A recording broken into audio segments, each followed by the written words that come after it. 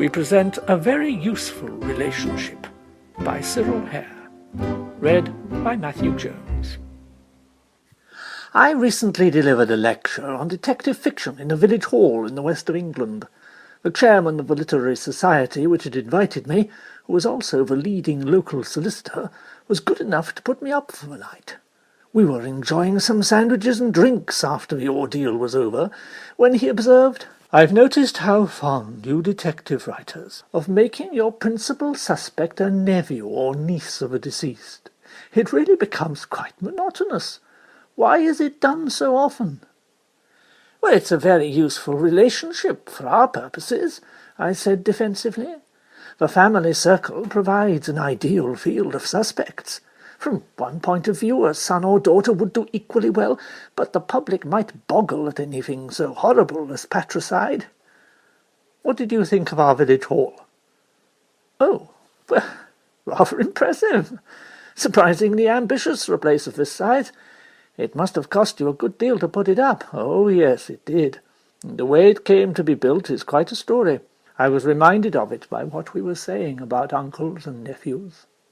The village had been crying out for a hall for years, but nothing was ever done. We made plans, we had the site, but the project was at a standstill for want of someone to take a lead in organising and raising the funds. That is, until old John Pennington came along. John Pennington and his nephew Alec. I never knew anyone enter so quickly into the life of a place as old Pennington did. He was a man of extraordinary charm and, well, for his age, remarkably energetic. He hadn't been 3 weeks in the village before he made his presence felt. He took a furnished house for the summer, but he let it be known that as soon as he could find a place to his liking, he meant to settle here for good. He was obviously fairly well off, and having reached the age of retirement, he had time on his hands. As soon as I saw him, I realized he was what the village had been looking for.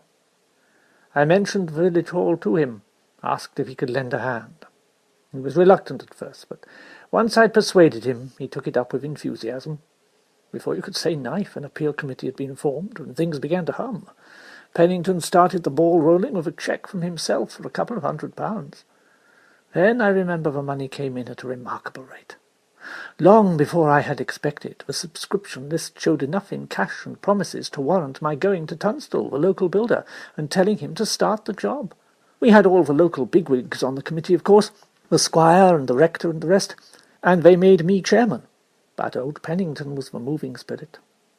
My daughter did a grand job of work as secretary, and the treasurer, well, it seemed natural enough at the time. That was young Alec Pennington. Looking back now, I cannot understand how I failed to recognize Alec for the shyster he obviously was. I think we were also blinded by the transparent sincerity and genuineness of the old man, and his really touching affection for Alec. We were inclined to take the nephew at the uncle's valuation. But there it was. We were one and all hopelessly taken in by the young rogue. Every penny we so painfully collected, much of it wheedled out of the most unlikely people by John Pennington's charm and personality, went through his hands. In the rather casual way these things are handled by amateur committees, we accepted as gospel the financial statements he put before us at our meetings. Nobody doubted the money was in the bank. Until, of course, as it was bound to do, the balloon went up. About a month after work started, Tunstall came to me in my office. He came to inquire when he was going to receive some payment on account. Well, I was flabbergasted. The work had been going forward extremely well. I knew for a fact that the architect had already issued 2 certificates for £500 apiece. There were ample funds to meet them, or should have been. And here was Tunstall, with tears in his eyes, threatening to withdraw his labour from the site because he could not meet that week's wages bill. Like all these small builders, he lived from hand to mouth. He'd stretched his credit to the limit to finance the contract. I did what I could to reassure Tunstall and got rid of him as soon as possible, with promises of immediate payment that I tried to make sound convincing. Then I got on to Pennington on the telephone and told him that I must see him and his nephew that evening. Luckily I was able to make contact with the rector and one of the other committee men, Trelawney, the second biggest landowner in the parish. They came to my office, and the 3 of us went along together. Without beating about the bush, I told Pennington, in his nephew's presence, what Tunstall had said to me. It was obvious to me before I began that young Alec knew what I was going to say. The game was up. I was watching his weak, sullen face as I spoke. As for the old man, well, his expression was so pitiable that I could hardly bear to look at him. It was like hitting a child. What made it all the worse was that I had the strongest impression that this revelation didn't come altogether as a surprise, but rather the dreadful confirmation of what must have been a deep-seated, unavowed suspicion. When I finished, he said very quietly, "Alec, how much money have you stolen?" The boy tried to bluster it at first, but he broke down pretty quickly, named a figure. It was something over £2,000. Then Pennington, his voice still well under control, said, "You will leave us now, but before you go, fetch me my cheque-book and the long envelope in the top drawer of my desk." Alec did what he was told, and then left the room. I thought his face looked positively evil as he went.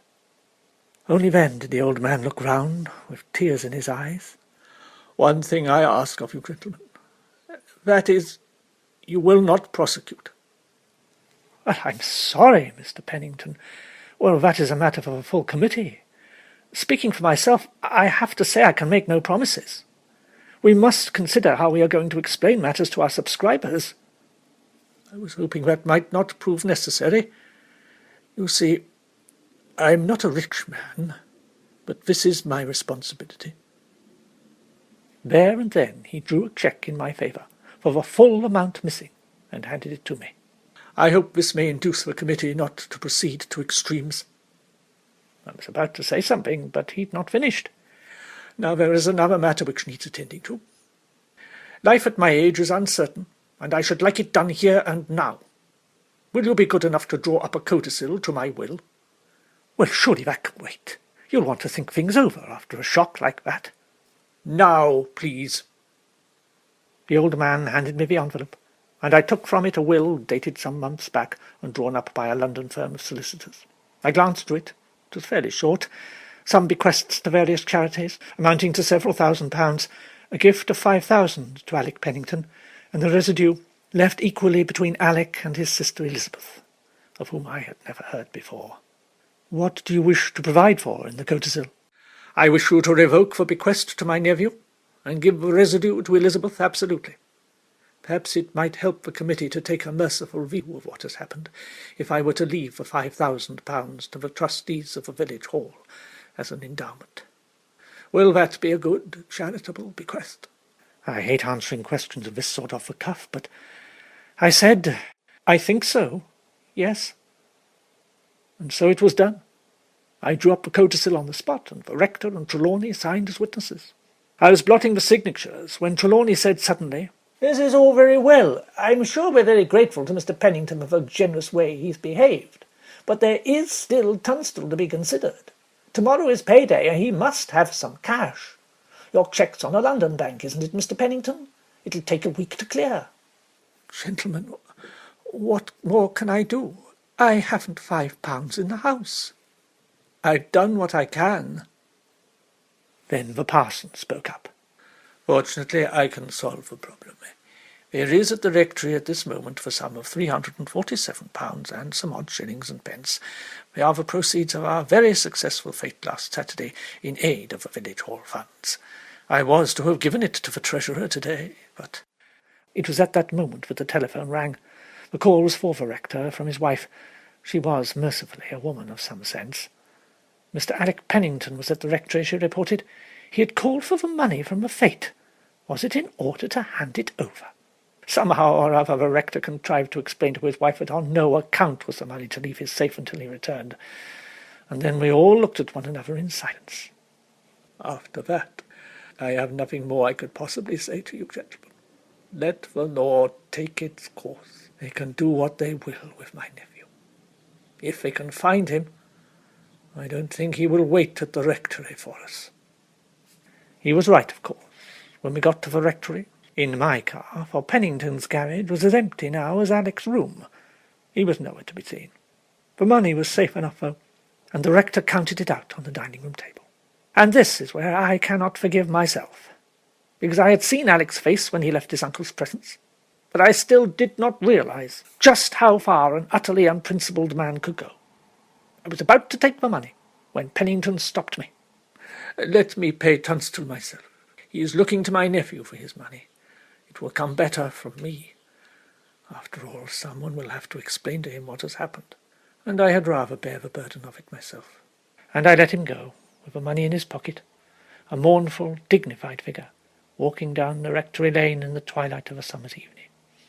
It was only a few 100 yards to Tunstall's house, but even as he went, I had a horrible presentiment that he would never be allowed to reach it. It was all I could do to stop myself running after him. It was only next morning that I heard what had happened. Alec must have parked his car just off the lane. The police were able to trace its tyre marks as far as the main road.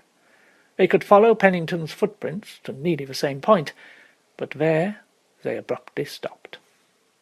The car was found abandoned later on the moors, near some disused mine workings. They spent days looking for the body, but they never found it. My host fell silent, and I became aware that he was looking at the clock, so I took the hint and got up to go to bed. What a grim story! I don't wonder that you find wicked nephews in fiction small beer. Did they ever catch him, by the way?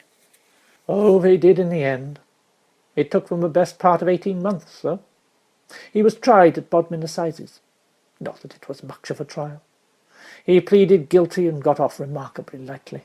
Got off lightly? For murder? Who's talking about murder? Old Pennington got 3 years for fraud. The so-called nephew was never found.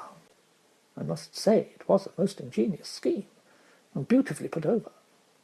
Mind you, I think I should have seen through it if it hadn't been for that will. There's something about a will that's so damnably convincing. I've still got the thing. Remind me to show it to you in the morning. Good night. That was A Very Useful Relationship by Cyril Hare and read by Matthew Jones. It was an M. Jam from London production.